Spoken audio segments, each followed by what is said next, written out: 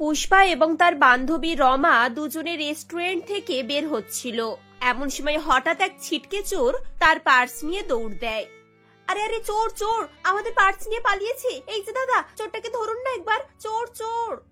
রমা সেখানে উপস্থিত এক ছেলেকে চোরের পেছনে দৌড়াতে বলে এবং ছেলেটি সময় নষ্ট না করে চোরকে ধরতে ছুটে চলে যায়। চারিদিকে হুলুস থুলুস কাণ্ড। কিন্তু পুষ্পা আরাম করে বসে আছে। তাকে দেখে মনে হচ্ছে না যে তার পার্স চুরি হয়েছে। কি হলো পুষ্পা, তোর যেন কোনো চিন্তা নেই? তুই এত রিল্যাক্সে বসে আছিস, তুই এত রিল্যাক্স হয়ে বসে আছিস কেন?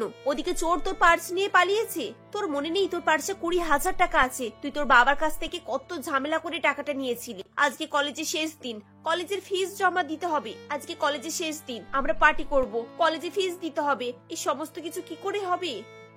Relax Rama, relax. তুই ভুলে গেছিস আমার নাম কি? আমার নাম পুষ্পা, আর পুষ্পা কারোর সামনে ঝোঁকে না। তুই কি চাইছিস? আমি চোরের কাছে গিয়ে রিকোয়েস্ট করব, দাদা আমার পার্সটা দিয়ে দিন, না হলে আমি কলেজে ফিস জমা দিতে পারবো না, হেন তেন বলে কান্নাকাটি করব? কিন্তু তুই তো কিছুই করতে পারবি না। তুই ওই চোরটাকে চিনিসও না, কি করে কমপ্লেন করবি ওর নামে? আরে বাবা, আমাকে কিচ্ছু করতে হবে না। কিছুক্ষণের মধ্যে চোর নিজেই আসবে আর আমার কাছে এসে কান্নাকাটি করবে, ক্ষমা চাইবে। তুই দেখবি ও নিজে আমাকে আমার পার্স ফিরিয়ে দিয়ে যাবে। শোন, আমার মনে হচ্ছে না তোর মাথাটা একেবারে খারাপ হয়ে গেছে। আসলে সত্যিই তো এত বড় শক লেগেছে। এতগুলো টাকা চলে গেলে কার মাথা ঠিক থাকে বলতো? মাথা তো একটু খারাপ হবেই। তুই ভেতরে চল, একটু মাথায় চোখে মুখে জল দিবি, তাহলে তোর একটু ভালো লাগবে। এই তুই না বড্ড ঘ্যান ঘ্যান করিস। এই যে দাদা, এখানে দুটো কফি দিয়ে যান তো, একটু রিল্যাক্স করে কফি খায়। রমা অবাক হয়ে দেখে সে কফি খাচ্ছে এবং মিনিট 10 পর চোর হাঁপাতে হাঁপাতে ফিরে আসে এবং দূরে সেই ছেলেটিকে দেখে সে হাঁ করে দাঁড়িয়ে আছে। চোর যেভাবে ফিরে আসবে হয়তো সে বুঝতেও পারেনি। পুষ্পার কাছে এসে চোর হাত জোড় করে ক্ষমা চায় এবং তাকে তার পার্স দিয়ে চুপি চুপি সেখান থেকে চলে যায়। এই ব্যাপারটা কি রে? আমি তো কিছুই বুঝতে পারছি না। তুই কি কোনো জাদু টাদু পারিস নাকি? এসব কি করে হলো? এই একটু পরিষ্কার করে বল না। আরে দাঁড়া, তোকে না ম্যাজিকটা দেখাই তাহলে। এই দেখ, আমার ব্যাগে এই আইডেন্টি কার্ডটাই কি লেখা আছে বলতো, পড় একটু। এই বলে পুষ্পা তার ব্যাগের আইডেন্টি কার্ড খুলে রমাকে দেখায়। সেখানে লেখা আছে ইন্সপেক্টর পুষ্পা রানী। সেটি দেখে রমা একেবারে ভ্যাবাচাকা খেয়ে যায়। এই এই, তুই নকল আইডি বানিয়েছিস নাকি? আর এটা দিয়ে সবাইকে এভাবে বোকা বানাচ্ছিস? তাই তো বলি, হঠাৎ করে এই কাণ্ড কি করে হলো? তার মানে চোরটা তোকে পুলিশ ভেবে ভয়ে ভয়ে তোর পার্স ফেরত দিয়ে চলে গেছে? বাপরে বাপ, তুই তো সত্যি সত্যি খুব ডেঞ্জার মহিলা। চোরকেও ঘোল খাইয়ে দিলি বল। আমার নাম পুষ্পা, আমি কারোর সামনে ঝুঁকি না, এটা মনে রাখবি তুই। চল এবার কলেজে কাজকর্মগুলো সেরে আসি। পুষ্পা কলেজে গিয়ে তার সমস্ত কাজকর্ম সেরে বাড়ি ফিরে আসে। কয়েকদিন পর আবার সে তার বান্ধবীর সঙ্গে বেড়াতে যায় এবং রাত করে বাড়ি আসার সঙ্গে সঙ্গেই তার মা বলেন, এই তোর ঘোরাফেরা আড্ডাবাজি সব কমপ্লিট হয়ে গেছে নাকি এখনো কিছু বাকি আছে? সকালে বেরিয়েছিলিস, 4টের সময় ফেরার কথা, আর এখন 8টা বাজে। বলি এতক্ষণ কোথায় ছিলিস তুই? দেখো মা, এইসব ভাষা ব্যবহার করে না আমাকে অপমান করবে না তুমি। আমি একটা স্বাধীন নাগরিক, ঘুরে বেড়ানো, আনন্দ করা এসব আমার নৈতিক আর জন্মগত অধিকার। তুমি কিন্তু আমার অধিকারকে এভাবে আমার কাছ থেকে কেড়ে নিতে পারো না মা, এই আমি বলে দিচ্ছি তোমাকে। আমার হাতে আর কিচ্ছুই নেই, আমি তোকে মানুষ করতে পারলাম না রে। তবে তোর এই অধিকার তোর বাবা তোর কাছ থেকে কেড়ে নেবে। তোর বিয়ের দিন পাকা হয়ে গেছে, সামনের মাসের 11 তারিখে তোর বিয়ে। তাই এবার থেকে এইসব গুন্ডাগিরি বন্ধ কর। আর শ্বশুর বাড়ির লোকজন যদি এইসব জানতে পারে না, তাহলে আমাদের মান সম্মান সব ধুলোয় মিশিয়ে যাবে। এইসব তুমি কি বলছো মা? আমি এখন বিয়ে টিয়ে করবো না। তাছাড়া কে পাত্র, কোথাকার পাত্র? আমি পাত্রকে দেখলাম না, আর সেও আমাকে দেখলো না। হুট করে বিয়ে ঠিক হয়ে গেল, পরে দেখা যাবে মাতাল মদখোর, তখন কি হবে? সম্বন্ধ তোর বাবা ঠিক করেছে, আর উনি কোনো ছেলেকে এমনি এমনি হ্যাঁ বলে দেবেন না। শোন, চারিদিকে দেখে শুনে পরীক্ষা করেই হ্যাঁ বলবেন। সব থেকে বড় কথা হলো, চিন্তা তোর হওয়ার কথা নয়, চিন্তা তো আমার ছেলে পক্ষের জন্য হচ্ছে। ওরা তো এখনো জানেই না ওদের কপাল কিভাবে পুড়তে চলেছে। শোন, আমি তোর সামনে কিন্তু হাত জোড় করে বলছি মা, এসব নিয়ে আর কোনো রকমের ঝামেলা পাকাস না, না হলে তোর বাবাকে তুই ভালো করেই জানিস। এই যে মা, তুমি কিন্তু বারবার আমাকে বাবার ভয়টা দেখাবে না। আমি বাবাকে ভয় পাই না, শুধুমাত্র চিৎকার চেঁচামেচি হয় বলে একটু চুপ হয়ে থাকি। এখন যাও তো, আমার জন্য একটু গরম গরম কফি আর নুডলস করে আনো। আমার মাথাটা না খুব গরম হয়ে আছে, আগে পেটটা ঠান্ডা করি, তারপর মাথাটা ঠান্ডা হবে। এই বলে পুষ্পা তার মায়ের ফোন নিয়ে ঘরে চলে যায় এবং পাত্রের নম্বরে ফোন করে বলে, হ্যালো, কে বলছেন? শুনুন, আমি জানি এটা মিস্টার মহেশ্বরের নাম্বার। দেখুন, আমি আপনাকে জানি না, আর আপনিও আমাকে কোনোদিনও দেখেছেন বলে আমার মনে হয় না। আর এরকম করে বিয়ে ঠিক হয় নাকি? আপনি জানেন আমার একজন লাভার আছে, আর সে লালবাজার থানার ওসি। আমি যদি একবার আপনার নামে কমপ্লেন করে দিই না, তাহলে আপনার জন্য সেটা খুব খারাপ হয়ে যাবে। ভালোই ভালোই আপনি এই বিয়েটা ক্যান্সেল করে দিন। আর খবরদার, আমার বাবা মা বাড়ির কেউ যেন এই বিষয়ে জানতে না পারে, তা না হলে আপনার পক্ষে কিচ্ছু ভালো হবে না। পুষ্পা এসব কথা বলছিল, কিন্তু ফোনের ওপাশ থেকে শুধু হাসির শব্দ শোনা যাচ্ছিল। তারপর হঠাৎ ফোন কেটে যায় এবং পুষ্পার নাম্বারে একটি মেসেজ আসে। সেখানে সেই ছেলেটির ফটো দেখা যায়। আসলে ছেলেটি আর কেউ ছিল না, সেই দিন কফি শপে যেই ছেলেটি চোরের পেছনে ছুটে গিয়েছিল সেই ছিল। এবং সঙ্গে একটি মেসেজ, যাতে লেখা আছে যে সে পুষ্পার সেদিনকে নকল আইডির কার্ড দেখেছে এবং তার কথাও শুনেছে। তাই সে পুষ্পা সম্পর্কে সমস্ত কিছু জানে, আর পুষ্পা যে কত বড় নাটকবাজ সেটাও সে জানে। এই বিয়ে ভাঙবে না, কারণ পুষ্পাকে তার খুব পছন্দ হয়েছে।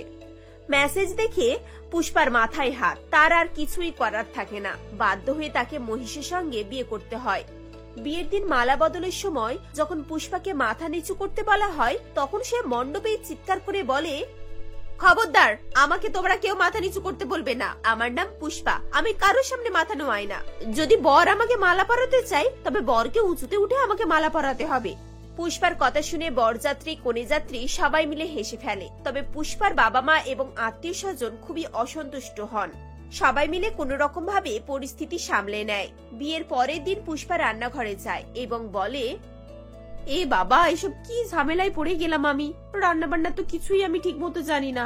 মা কত করে বলতো রান্না করতে, কিন্তু আমি তো রান্না করে ঢুকতামই না, কারণ আমি কাউকে রান্না করে খাওয়ানোর মতো মেন্টালিটি কখনো রাখিনি।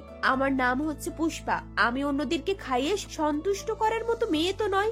বিয়ে তো আমি করে নিয়েছি, কিন্তু এদেরকে আমি এমন ভোগাবো না যে কোনোদিনও মেয়েদের ইচ্ছে জিজ্ঞাসা না করে এরা এদের পরিবারের কোনো ছেলের বিয়ে দেবে না। খুব এদের বইয়ের হাতে রান্না খাওয়ার শখ, তাই না? আমিও এদেরকে না ভালো মন্দ রান্না করে খাওয়াচ্ছি, দাঁড়া। এই বলে পুষ্পা ফ্রিজ থেকে ধনেপাতা এবং টমেটো বার করে। তারপর দুটোকে একসঙ্গে পেস্ট করে জুস বানিয়ে গ্লাসে ঢেলে দেয়। তারপর আলু কেটে সেগুলোকে সেদ্ধ করে। সেই সেদ্ধ আলুতে নুন ছড়িয়ে টেবিলে সাজিয়ে রাখে এবং সবাইকে খেতে দেয়। যেটা দেখে শাশুড়ি পল্লবী দেবী বলেন, এ কি মা, তুমি কি রান্না করেছো? আলু সেদ্ধ আর টমেটো জুস, এসব কি খাওয়া যায় নাকি? খাওয়া যায় না মানে? এটা তো বিখ্যাত ইটালিয়ান খাবার।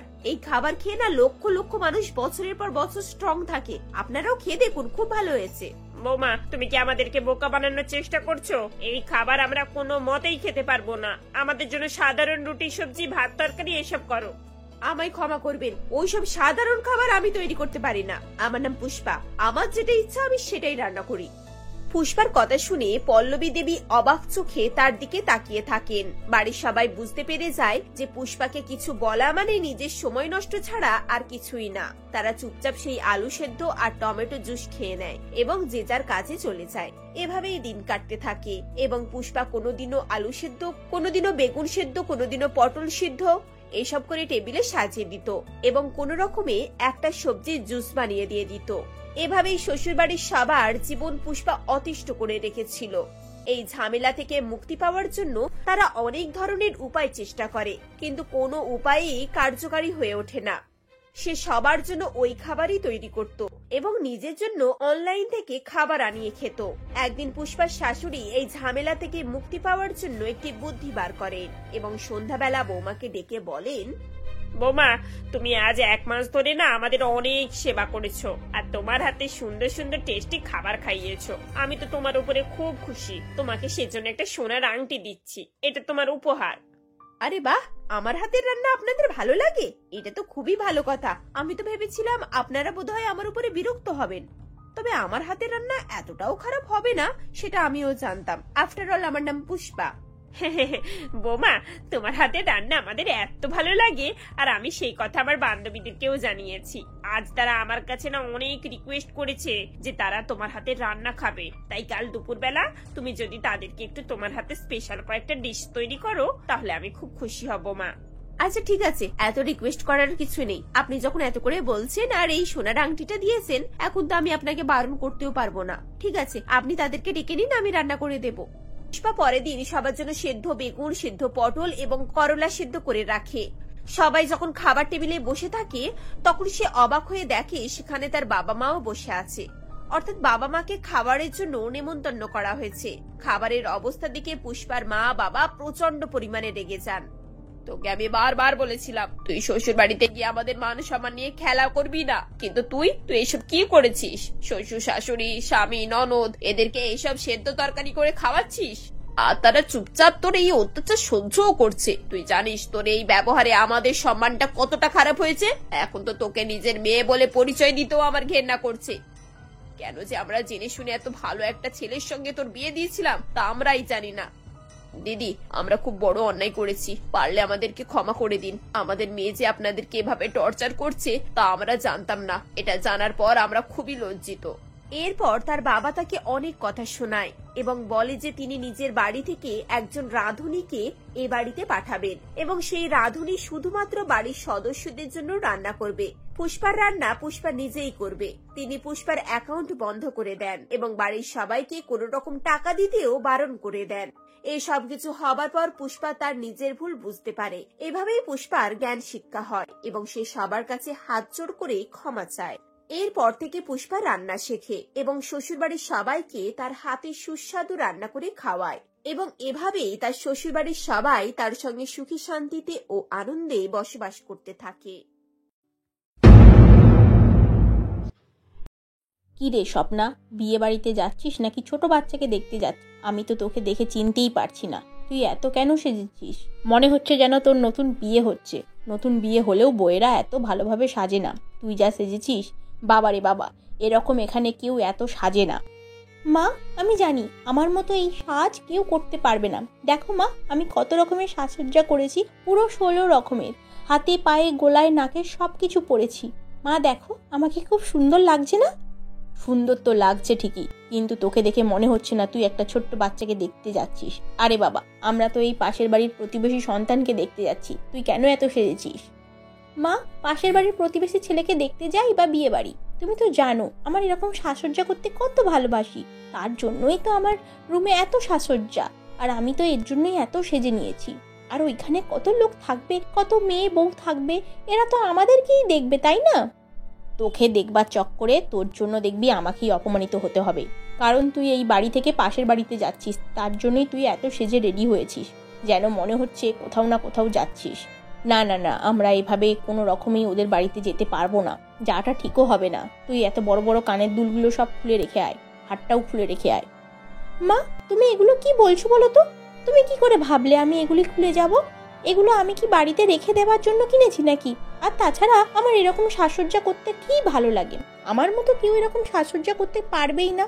দেখবে এরকম সেজেগুজে যাই, তাহলে আমার সাজসজ্জা দেখার জন্য অনেক লোক চলে আসবে, আর তারাও আমাকে অনেক প্রশংসা করবে। দেখো, তোর প্রশংসা তোরই কাছে রাখ। তোর এই প্রশংসা আমি শুনতে চাই না। চুপ কর, যা যা গিয়ে এক্ষুনি সব খুলে রেখে আয়। আর হ্যাঁ, নতুন জামা পরে আসবি। এত ভারী ভারী ডিজাইনার ড্রেস পরে আসার কোনো দরকার নেই। তুই একটা সাধারণ ড্রেস পরে আয়। তুই কি ওখানে ড্রেস দেখাতে যাচ্ছিস নাকি?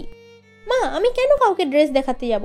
শুধু ড্রেস নয়, আমি এগুলো সবকিছুই দেখাতে যাচ্ছি। তুমি চলো তো এবার। কথা বলতে বলতে কতটা দেরি হয়ে গেল।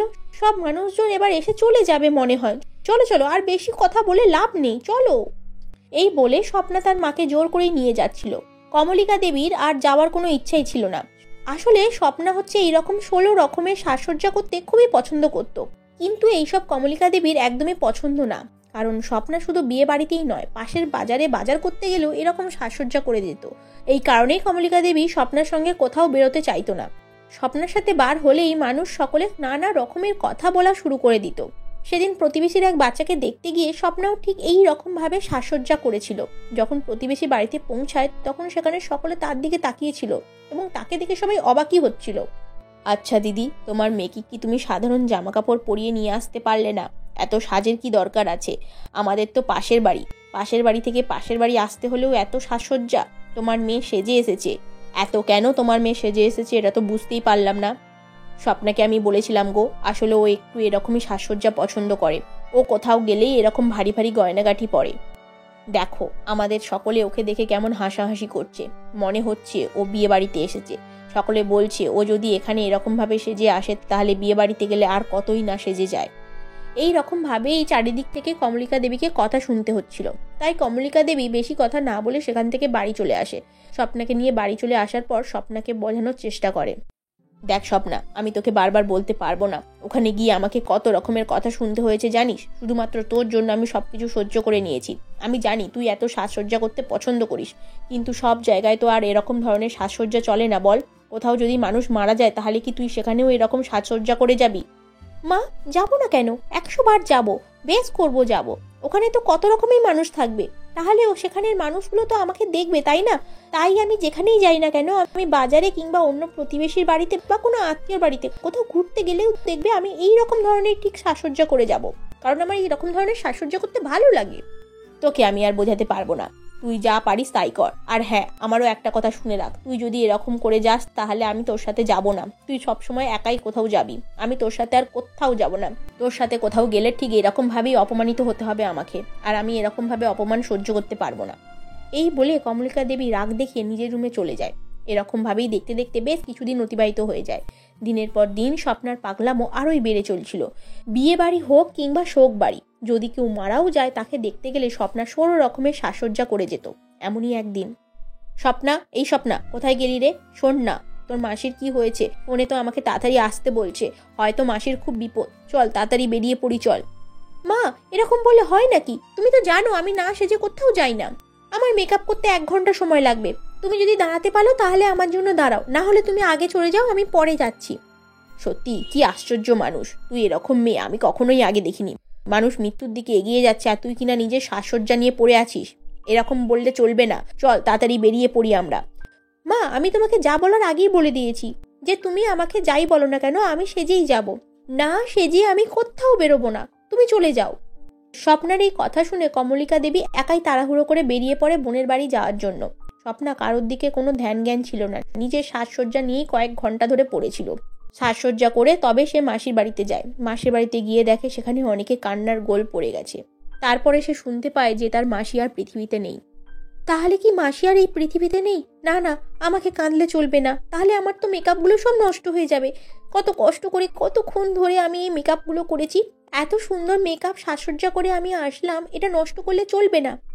এই ভেবেই স্বপ্না অনেক হাসি খুশির মধ্যে ছিল। তাকে দেখে কমলিকা দেবী অনেক রেগে যায়, কিন্তু তবু তার কোনো যায় আসছিল না। এরকম ভাবে আরো বেশ কিছুদিন অতিবাহিত হয়ে যায়। একদিন কমলিকা দেবী স্বপ্নাকে বলে, স্বপ্না, আমি তোকে আর এই বাড়িতে সহ্য করতে পারছি না। তোর জন্য আমি আর কত অপমানিত হব বলতো? তোর মাসি বাড়িতে গিয়েও আমাকে কত কথা শুনতে হয়েছিল, শুধুমাত্র তোর কারণেই। আমি ভেবে নিয়েছি এবার তোর বিয়েটা আমি দিয়েই ফেলবো। তুই তোর শ্বশুর বাড়িতে গিয়ে যা পারিস তাই করবি। মা, তুমি আমাকে এরকম করে কেন বলছো? আমি একটু সাজি বলে তোমার এত রাগ? ঠিক আছে, আমি শ্বশুর বাড়িতে গিয়ে এরকম সাজবো, তোমাকে আর কিচ্ছু বলতে হবে না, আমার বিয়েটা দিয়েই দাও। তোর এই নুপুরের আওয়াজে তোর শাশুড়ি মা তোকে 10 বার কথা শোনাবে, তখন তুই বুঝতে পারবি এত সাজসজ্জা কতটা ক্ষতি করে। তুই যে এত মেকআপ করছিস তাতে তোর স্কিনের কতটা ক্ষতি হচ্ছে সেটাও বুঝতে পারবি। আমি আবার কাকে বোঝাতে গেলাম? তোকে বুঝিয়ে আমার কোনো লাভ নেই, আর হয়তো কোনো লাভও হবে না। তুই যা পারিস তাই কর। এই বলে কমলিকা দেবী নিজের কাজে ব্যস্ত হয়ে পড়ে। পরের দিন কমলিকা দেবী এক ঘটক মশাইয়ের কাছে যায়। তখন কমলিকা দেবী স্বপ্নার একটা ফটো দেখায়। ফটো দেখার পর ঘটক মশাই কয়েকদিনের সময় নেয়।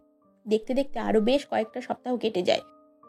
একদিন কমলিকা দেবী ঘটক মশাইকে ফোন করে আর বলে, হ্যালো দাদা, আমি বলছি যে স্বপ্নার যে ফটোটা আমি দিয়ে এসেছিলাম এখনো কোনো ছেলের সন্ধান পেলেন না?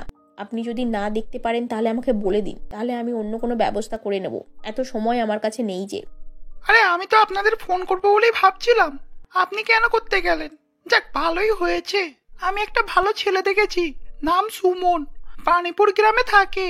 গ্রামেতে একটা ভালো দোকান আছে, বেশ কিছু টাকা ওখান থেকে রোজগারও হয়ে যায়। ছেলে আর তার মা দুজনেই থাকে, আর বাড়িতে বলতে আর কেউই নেই।